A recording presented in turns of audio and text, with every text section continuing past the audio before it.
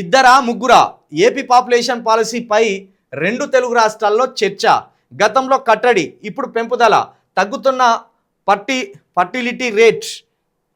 ఏపీలో 1.6, తెలంగాణలో 1.5%. జనాభా స్థిరత్వానికి 2.1% ఫర్టిలిటీ అవసరం. ముంచుకొస్తున్న వృద్ధాప్య భారం. యువశక్తి తగ్గిపోతే ఆర్థిక సంక్షోభమే అంటున్న నిపుణులు. ప్రస్తుత పరిస్థితుల్లో ఒకరిద్దరికి మించి పెంచలేమంటున్న నేటి తరం. అసలు పెళ్ళి వద్దంటాను, నిజం పెళ్ళి వద్దంటాను. అబ్బాయిలు పెళ్లి చేసుకోవడానికి భయపడతాను అమ్మాయిలని. మీరు ఒక్కసారి ఇంటింటి సర్వేలలా ఎందుకు పెళ్లి చేసుకోలేదు బాబు 30 సంవత్సరాలు వచ్చినా అని అడుగు. అబ్బాయిలకు ఒక స్పష్టత వచ్చింది, అమ్మాయిలు అబ్బాయిల్ని ప్రేమిస్తలేరు, అదో భయం ఉన్నది.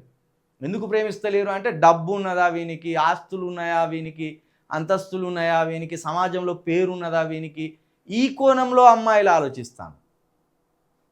అబ్బాయిలేమో పాపం ఏజ్ రాగానే ఇటు నిరుద్యోగం, ఇటు ఇల్లు, కన్నందుకు తల్లిదండ్రులు, వాళ్ళను తల్లిదండ్రులను సాధాలి. ఉద్యోగం సంపాదించుకుందామంటే ప్రభుత్వాలు ఉద్యోగాలు ఇస్తలేవు. పోనీ ప్రభుత్వ ఉద్యోగాలే కాదు, ప్రైవేట్ ఉద్యోగాలు ఏమైనా కావాలంటే వీడు పీజీయో డిగ్రీయో చదివి ఉంటారు. ఈ పీజీ డిగ్రీకి సంబంధించి ప్రైవేట్ ఉద్యోగాలు దొరకవు. ఈ సాంప్రదాయమైన చదువులు కదా డిగ్రీ అనేది. ఆ ప్రైవేట్ ఉద్యోగాలు దొరుకుతాయి. ప్రైవేట్ ఉద్యోగాలలో ఏ ఉద్యోగాలు దొరుకుతాయి? ఆ ఫైనాన్స్ డిపార్ట్మెంటో, ఆ చిట్ ఫండో, ఈ చిట్ ఫండో, హోటళ్లలోనో, లేకపోతే మన పెట్రోల్ బంకులలోనో ఇట్లాంటి జాబులు ఉన్నాయి. ఈ జాబులు చేయాలంటే ఈ డిగ్రీ పీజీ చదివినోనికి నామూషి అవుతాండి. కాబట్టి వాళ్ళకేమో చదువు అయిపోగానే వాళ్ళు అనుకున్న ఉద్యోగాలు వాళ్ళకు దొరుకుతలేవు. అమ్మాయిలేమో మేము చేసుకుంటే ఇంట్లో కూర్చొని తృప్తిగా కుప్ప మీద కూర్చొని తినాలనే ఆలోచనలో అమ్మాయిలకు వచ్చింది. కాబట్టి వాళ్ళు పెళ్ళి అంటే భయపడతాను. నేటి తరం పెళ్ళి అంటే అసలు ఇష్టపడతలేదు. ఇప్పుడు ఏంది ఇది? ఏపీ ప్రభుత్వం ఒక పాలసీ తెచ్చిందే, ఇద్దరు లేదా ముగ్గురిని కానండి. ఇంకేమి ఇచ్చిందంటే మూడో బిడ్డ పుడితే 30,000 ఇస్తారట, నాలుగో బిడ్డ పుడితే 40,000 ఇస్తారట, ఐదో బిడ్డనికి అంటే ₹1,00,000 ఇస్తారట. ఎవరు? మన నారా చంద్రబాబు నాయుడు గారు. అర్హత లేని మాటలు మాట్లాడతారు ఆయన. ఎవడన్నా అది ఫాలో అయ్యి చెప్తే ముద్దుగా ఉంటుంది.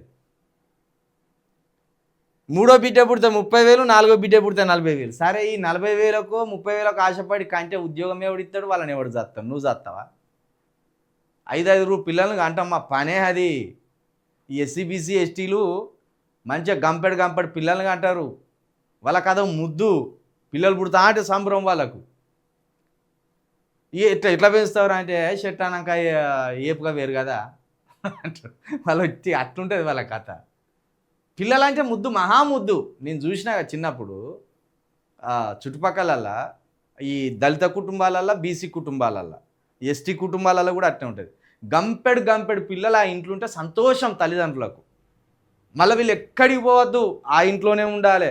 ఒక్క కొడుకు పోయి దూరం పోయి చదువుకుందామన్నా, దూరం పోయి జాబ్ చేద్దామన్నా, నా కొడుకు పోయిండు అని ఇక బెంగ. వారం రోజుల దాకా ఆ తల్లి నీళ్ళు ముట్టది, అన్నం తినది. నా కొడుకు దేశం పోయిండు బతకదానికి. ఇట్లుంటుంది వాళ్ళు. అయితే ఇప్పుడు చంద్రబాబు నాయుడు గారు ముందు ఇది మీరు ఫాలో అయినలా అండి? సరే, మీదంటే అయిపోయింది, పెద్ద మనిషి. మీ కొడుకు రెండో బిడ్డను మూడో బిడ్డను ఎప్పుడు కంటాడో చెప్పుర్రి ముందు. నారా లోకేష్ గారు చిన్నవాళ్ళేగా, మరి మీ కొడుకేమో ఒక్కరితోటి స్టాప్ చేస్తే మా పిల్లలను ముగ్గురిని నలుగురిని కానీ మళ్ళీ దేశ జనాభా పెంచాలి, యువశక్తి పెంచాలి. మళ్ళీ జనాభా తగ్గుతుంది. మనకున్నది ఒకటే హిందూ దేశం, జనాభా తగ్గుతుంది అంటే జనాభాను పెంచేటోళ్ళు ఎవరు? ఎస్సీ బీసీ ఎస్టీలు. పెంచిన జనాభా మీద ఇవ్వండి ఓసీలది. మరి పిల్లలు మీరెందుకు అంటలేరు? మీకు అద్దు పిల్లలు. మీకు ఈయన ఒక నినాదం తీసుకొచ్చిలే, ఇద్దరు వద్దు ఒక్కరు ముద్దు అని తెచ్చింది ఈయనే, చంద్రబాబు నాయుడే. ఫస్ట్ ముగ్గురు వద్దు ఇద్దరు అన్నాడు, ఆ తర్వాత ఇద్దరు వద్దు ఒక్కరే ముద్దు అన్నాడు. ఇప్పుడు ఏమంటాడు? ఒక్కరద్దు నలుగురు ముద్దు అంటాడు. ఇంత తుగ్లకు మాటలు, ఇంత తుగ్లకు ఆలోచనలు ఏమనికన్నా ఉంటాయా? నువ్వు చెప్పిన మాటే మళ్ళీ నీకు పాటిస్తలేవా? ఒకనాడు ఇద్దరు వద్దు ఒక్కరే ముద్ద అన్నావు, ఇప్పుడు ఒక్కరు వద్దు 5గురు ముద్ద అంటాను. ఆ 5గురిని కనడానికి ఇంకా ఆశలు పెడతాను. 3వ బిడ్డ పుడితే 30,000, 4వ బిడ్డ పుడితే 40,000, 5వ బిడ్డ పుడితే ₹1,00,000 ఇట్లా కనుక్కుంటా పోర్రి అంటాను. అంటే దీంట్లో ఏమర్థమవుతుంది, ప్రస్తుతానికి ఆంధ్రప్రదేశ్లో యువశక్తి అనేది తగ్గిపోతుంది, వృద్ధాప్యం అనేది పెరిగిపోతుంది. ఎవరు కూడా పెళ్లిళ్ళు చేసుకొని పిల్లల్ని కనడానికి యువత ఇష్టపడతలేరు. ఎందుకంటే ఆర్థిక పరిస్థితి అంతంత మాత్రమే. ఆర్థిక పరిస్థితి ఉంటే నలుగురినైనా చేసుకుంటారు.